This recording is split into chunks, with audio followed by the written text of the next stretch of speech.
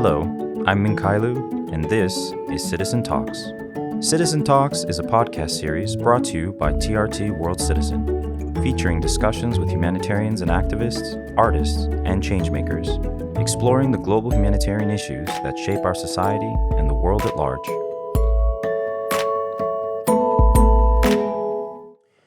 Hello, everyone, and welcome to Citizen Talks. I am here today with Ömer Faruk Çelebi, the co-founder of Pozy.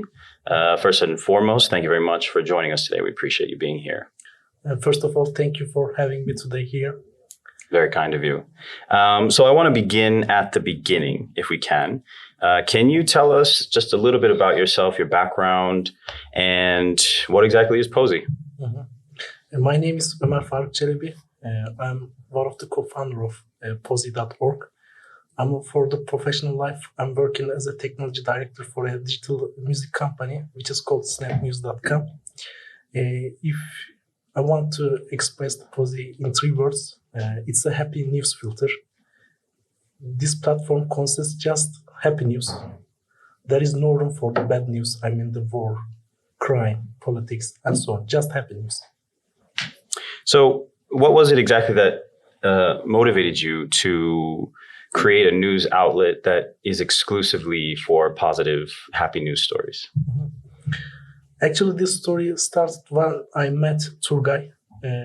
He's my colleague, and he was an active volunteer for some social responsibility projects. For example, he was working as a volunteer at Sema, which is an initiative that brings cinema to the children who lives in the rural areas. And also he was active participator of a project called Çorbada Tuzun Olsun. This project aims to give soups to the homeless people, disadvantaged people, and they try to bring them back to the society. And in every night they prepare soup and they distribute to all this kind of people.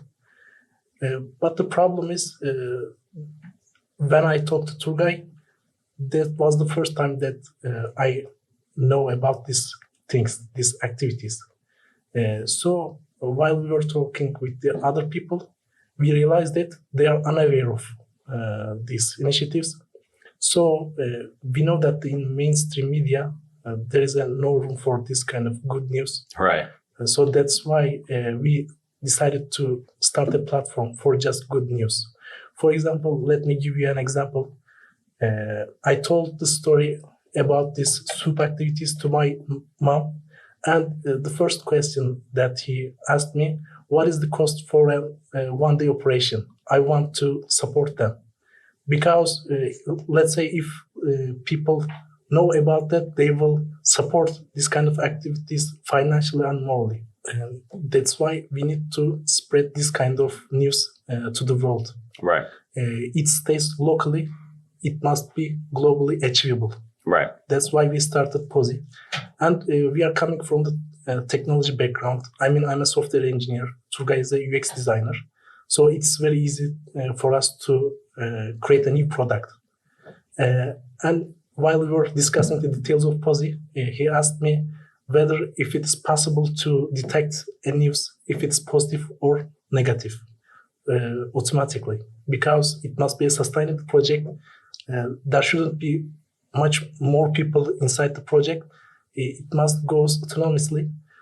So I know that from the computer science, there is a paradigm called sentiment analysis, which is an algorithm can detect if it's positive or negative.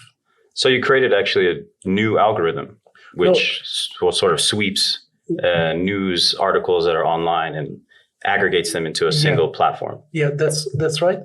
But the main problem for us, for the algorithmic part, is you can find lots of engines for English language, but there's no for Turkish. Right. So one of my colleague, the old colleague, Hakan, he has a master thesis on sentiment analysis for Turkish language. So I told the motivation for Pozy to him and discussed the details. And he was also willing to participate to our project. So we used his engine in our Pozy project. Mm-hmm. So, in your opinion, why is it that you think bad news dominates the headlines? Most of us, we're getting our news, our information these days through social media. Mm-hmm. So why is it that sort of bad news is spreading faster than good news on these platforms? Actually, as a human being, we have evolved to react to threats. For example, humans are developed what's called negativity bias. So negativity bias is a tendency to give a far more attention to the negativities than the positive ones. And like Google, humans are also a pattern detector system, has a pattern detector system. When something stands out like a threat, our minds highlight it.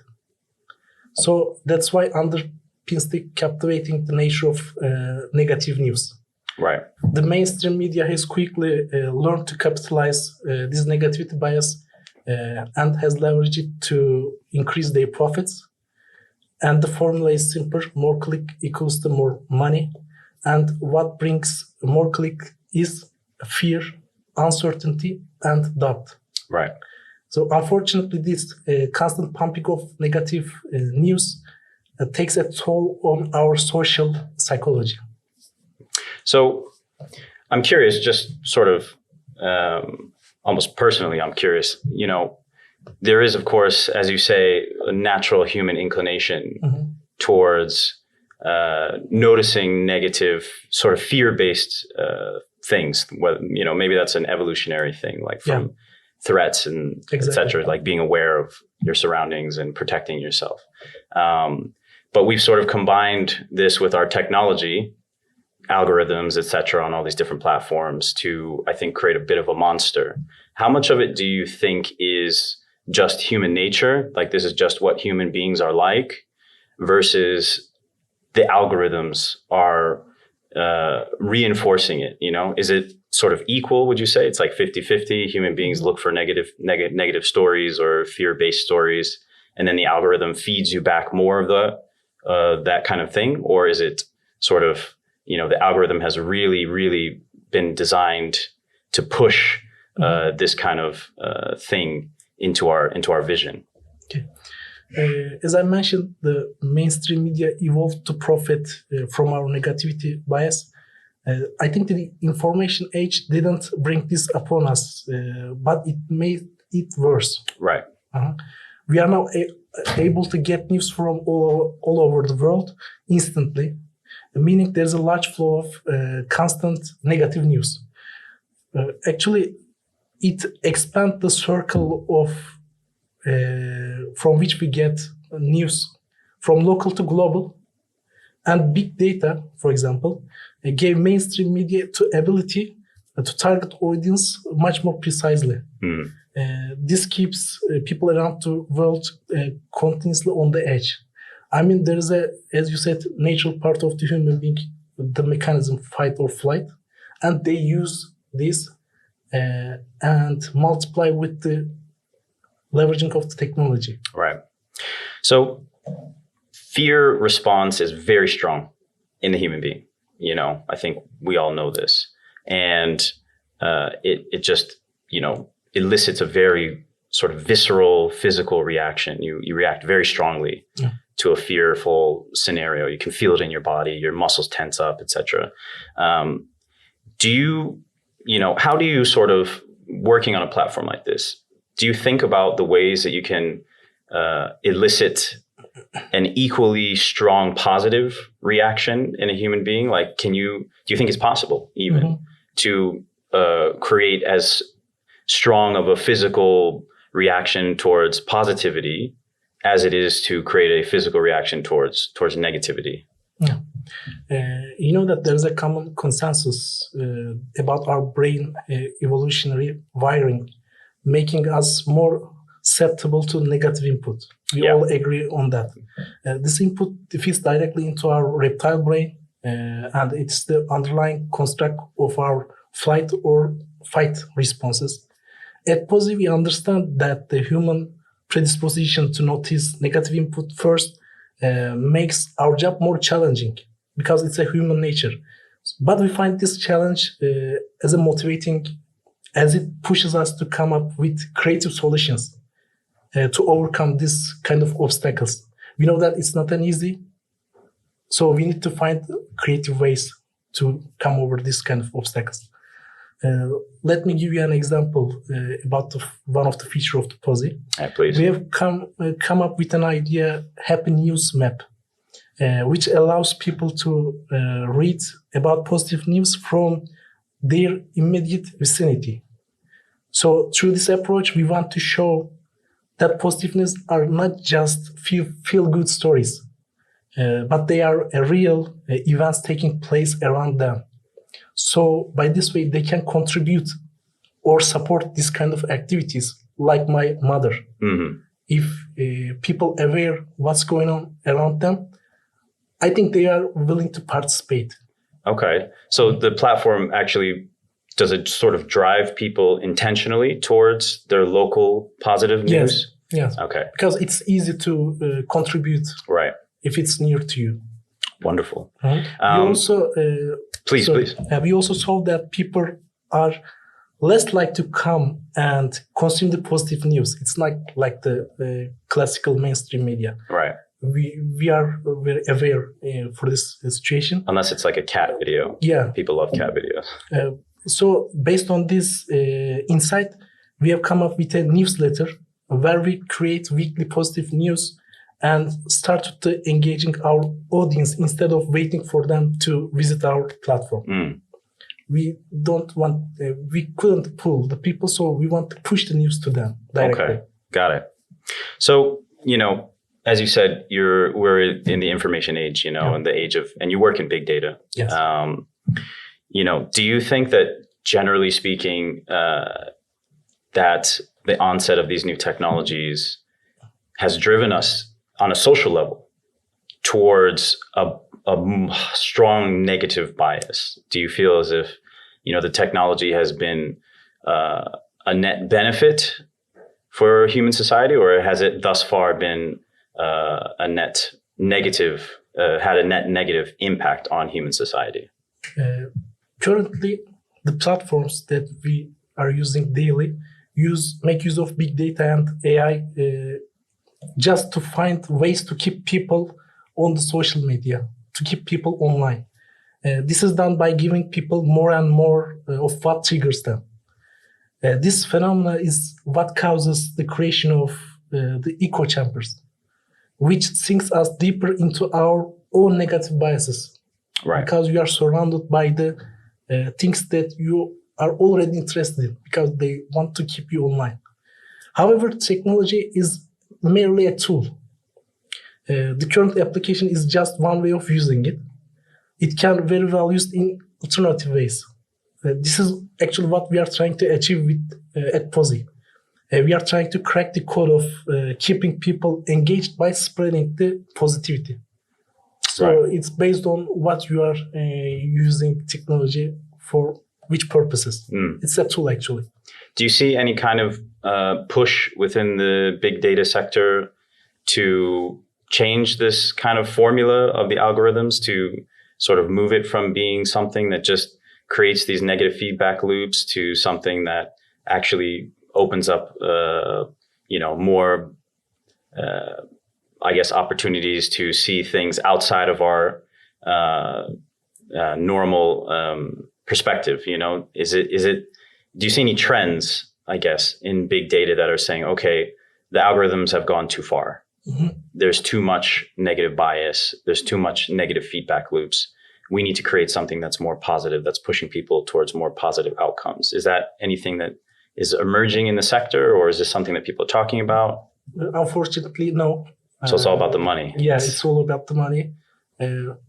For example, from a book that I read, it starts with the statement that the most smart people all around the world are just trying to make you click on the advertisement right now. So Right. everybody trying to keep the people online, trying to make you infinite scroll. Yeah. For example, I delete my all social media applications. You got rid of them. Yeah, because it takes lots of time. It does. Yeah. So unfortunately, no. Which one, in your opinion, is like the biggest criminal, in terms of doing this sort of activity? Is it Facebook? Is it Twitter? Is it Instagram? Which one's driving people the most towards this kind of negative feedback loop? I think the TikTok.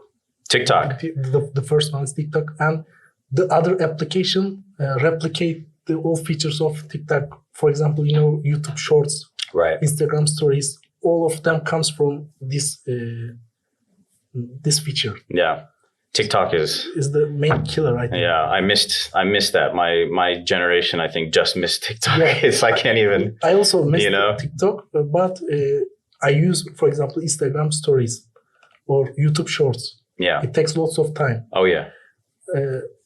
For my personal experience, I get rid of Instagram and Twitter, but just keep the YouTube for just watching the videos.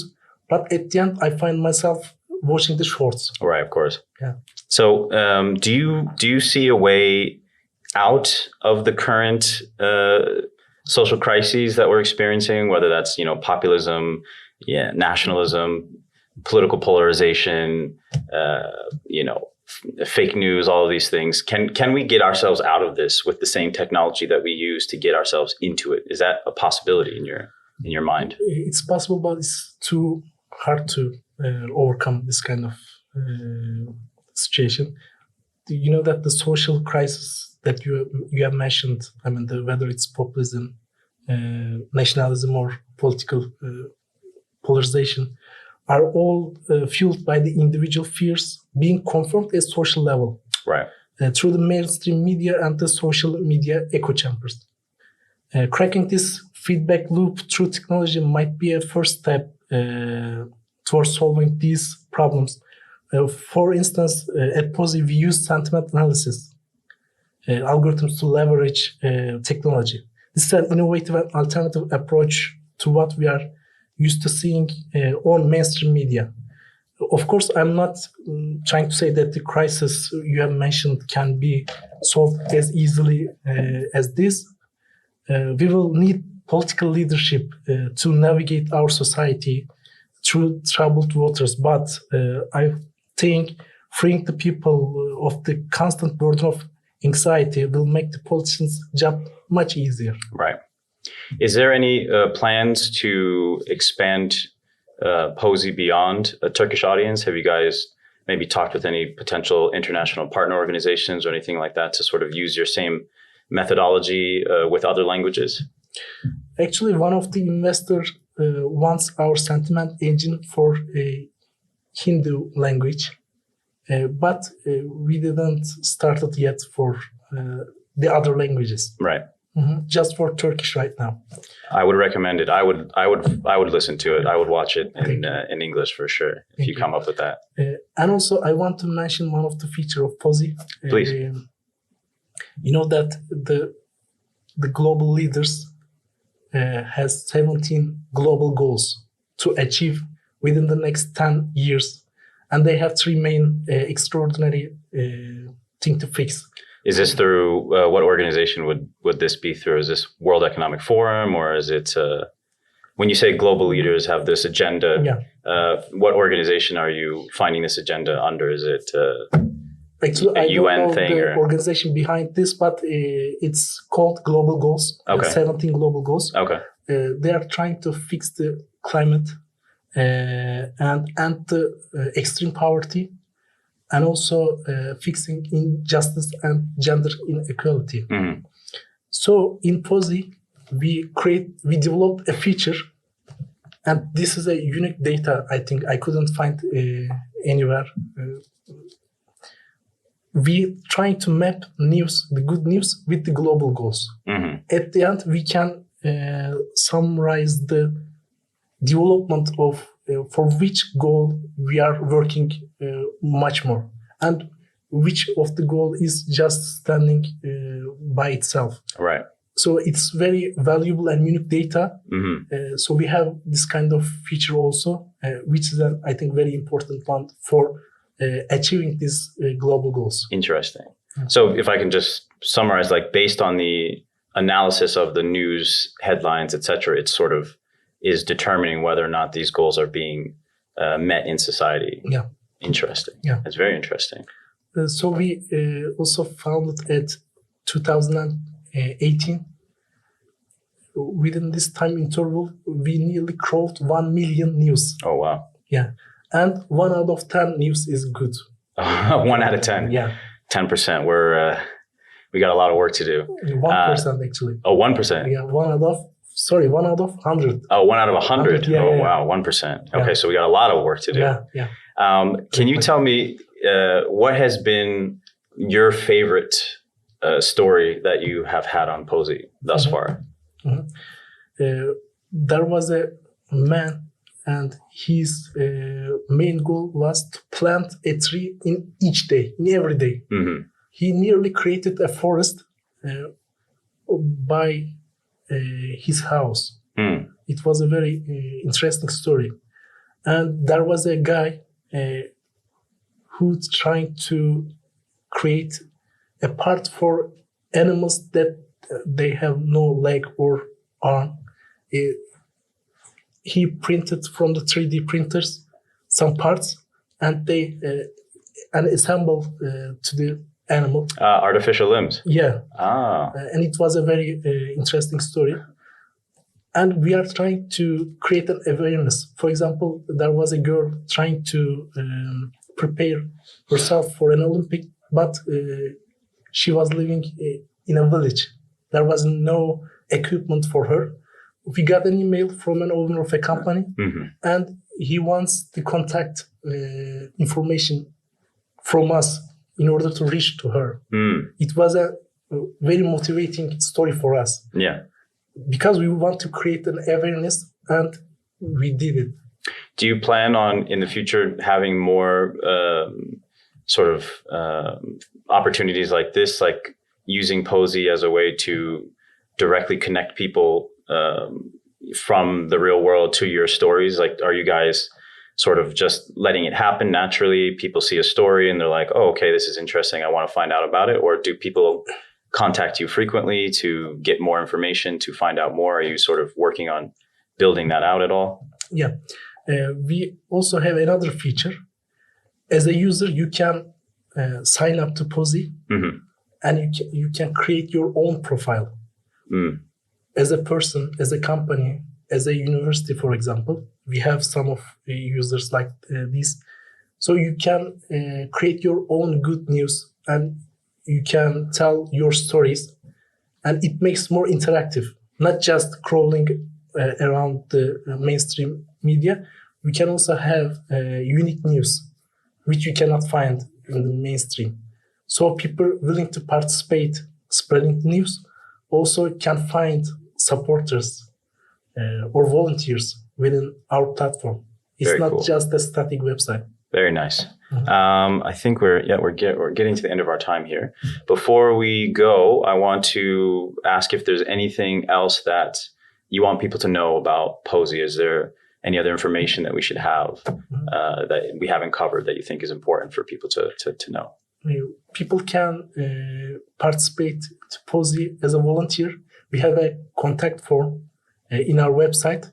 We are getting lots of emails about what can I do for Pozy, and we have some specialties written down as a drop-down menu. They can select and contribute to our Pozy ecosystem. So they can feel free to contact with us. Great. And can you give us all of the information that we would need to find Pozy on either the website, on social media, any of the other platforms that you guys are on? Like, just let everybody know where exactly it is they can find you. Our website address is pozy.org, pozy.org. They can find all the information within that website. Okay, great. I'm in the Instagram address, LinkedIn, Facebook, and so on. Wonderful. Okay. Well, thank you so much for joining us today. Thank you for your time. We really appreciate it. And we hope that all of our listeners will go and they will check out Pozy. Thank you very much for having me today.